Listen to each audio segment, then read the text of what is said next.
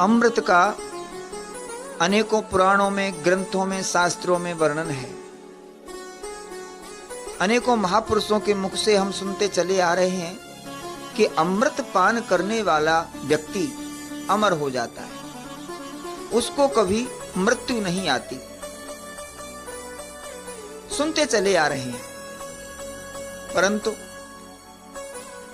हमने कभी अमृत को नहीं देखा, वो कैसा होता है।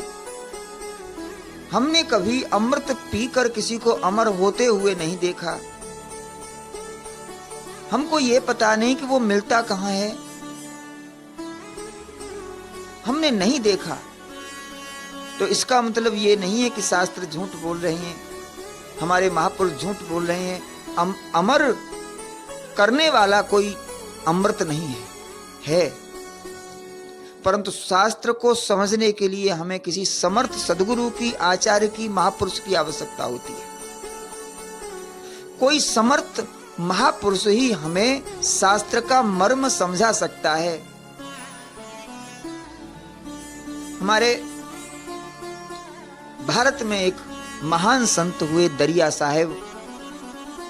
दरिया साहेब अमृत की चर्चा करते हुए लिख रहे हैं, कोई कहे अमृत स्वर्गा मां है, तो देव पिए क्यों फिर जाए। दरिया साहब कहते हैं कि लोगों ने कहा कि स्वर्ग में अमृत है और उस अमृत को पीकर लोग अमर हो जाते हैं। यदि अमर हो गए होते, यदि स्वर्ग में अमृत होता तो देव पिए होते, और देव पिए होते तो अमर हो गए होते, और यदि अमर हो गए होते तो फिर उन्हें पतन का डर ही नहीं था, उनका पतन होता ही नहीं। और स्वर्गवासियों का भी पतन होता है, ये भगवान श्री कृष्ण गीता में कहते हैं अर्जुन से, पुण्य क्षीणे मर्त लोकम विसंति। व्यक्ति कर्म करके, पुण्य करके स्वर्ग जाता है, और स्वर्ग में पुण्य फल भोग कर जब उसके पुण्यों का फल खत्म हो जाता है तो उसका स्वर्ग से पतन होता है, और मृत्यु लोक में आकर अपने कर्मानुसार योनियों में भ्रमण करता हुआ अंत में फिर वो मानव योनि को प्राप्त होता है और पुनः कर्म में लग जाता है। ये प्रक्रिया है। दरिया साहब इसलिए कहते हैं कि कोई कहे अमृत स्वर्गा मां है, देव पिए तो फिर जाएं। देव अगर पीते हैं तो फिर वो फिर के योनियों में क्यों आते हैं, मृत्यु लोक में क्यों आते हैं, क्यों उनका पतन होता है।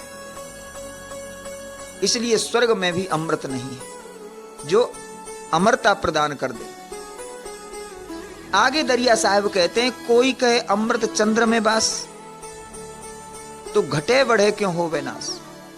दरिया साहब कहते हैं कि लोगों से हमने सुना कि स्वर्ग में अमृत का वास होता है, शरद की पूर्णिमा आती है तो लोग शाम को खीर बना के चंद्रमा के रोशनी में रख देते हैं, और पूरी रात वो थाली खीर की रखी रहती है, और सुबह उस खीर को खाते हैं। ये कहावत है, मान्यता है शास्त्रों की कि उस दिन चंद्रमा से अमृत बरसता है। पूरी रात उस खीर में चंद्रमा से बरसता हुआ अमृत उस खीर में आता है, और वो खाने से हमारे रोग ठीक होते हैं। सिर्फ चंद्रमा के पास जो अमृत है वो रोग ठीक कर सकता है, अमर नहीं कर सकता। इसलिए अमृत प्रदान करने वाला अमृत चंद्रमा के पास नहीं है। यदि अमृत प्रदान करने वाला अमृत चंद्रमा के पास रहा होता तो दरिया साहब कहते हैं, घटे बढ़े क्यों हो नाश। अमावस्या को तो उसका नाश ही हो जाता है। पूर्णमासी वाले दिन बड़ा खुश दिखाई देता है चंद्रमा, फिर धीरे धीरे धीरे धीरे घटता घटता घटता घटता अमावस्या के दिन बिल्कुल नष्ट हो जाता है, और फिर द्वितीया तिथि से फिर वो धीरे धीरे बढ़ता है, फिर घटता है। तो घटे बढ़े क्यों हो विनाश।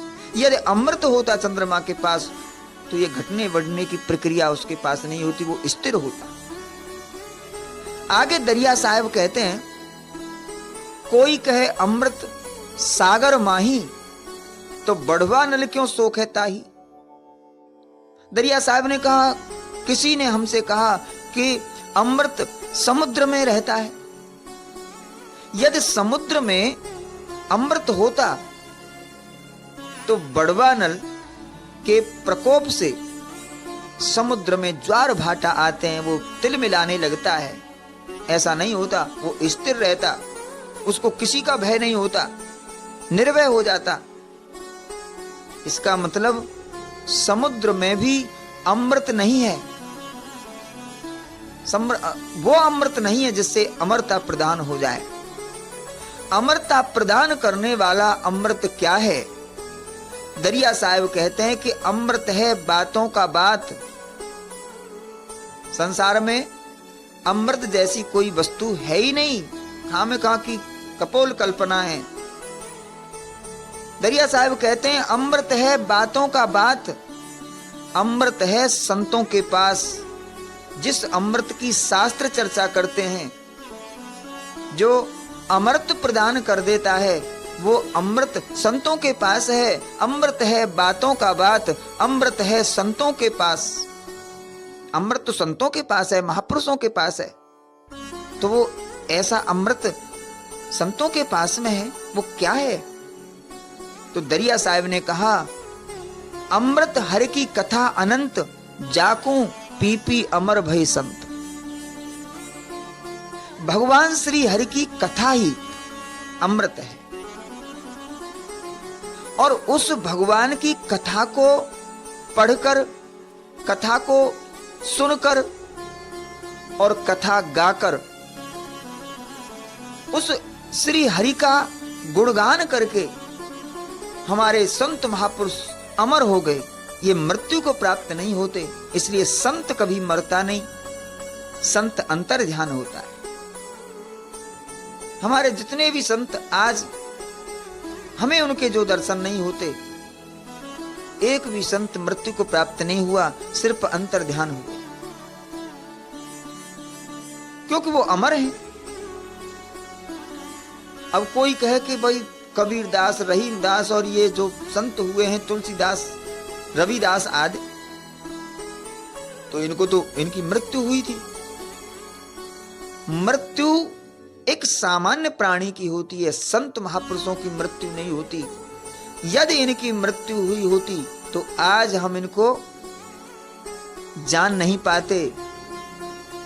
हम अपने दादाजी का नाम जानते हैं और ज्यादा से ज्यादा परदादा का नाम जानते हैं, लेकिन दादाजी के दादा का नाम हम नहीं जानते।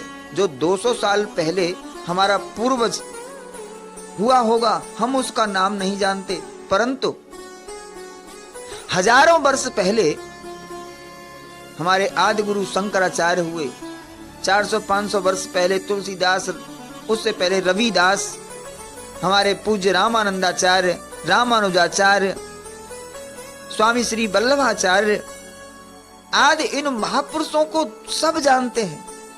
और अपने 200-300 साल पुराने अपने बुजुर्ग को, अपने दादा परदादा को हम नहीं जानते, उसका नाम नहीं जानते, उसके बारे में हमें कुछ पता नहीं। और इन महापुरुषों के बारे में हम जानते हैं, पढ़ते हैं, इसलिए कि ये मरे नहीं है, सिर्फ अंतर ध्यान हुआ। इन्होंने शरीर को छुपा लिया, अंतर ध्यान हो गए। बाकी वो दुनिया में अभी वो अमर हैं। जो हरि गुण गाएगा वो अमरत्व को प्रदान होगा। हरि नाम की चर्चा, हरि नाम की कथा, हरि नाम का जाप, हरि नाम का भजन कीर्तन, ये सब अमरत्व प्रदान कराने वाले उपाय हैं।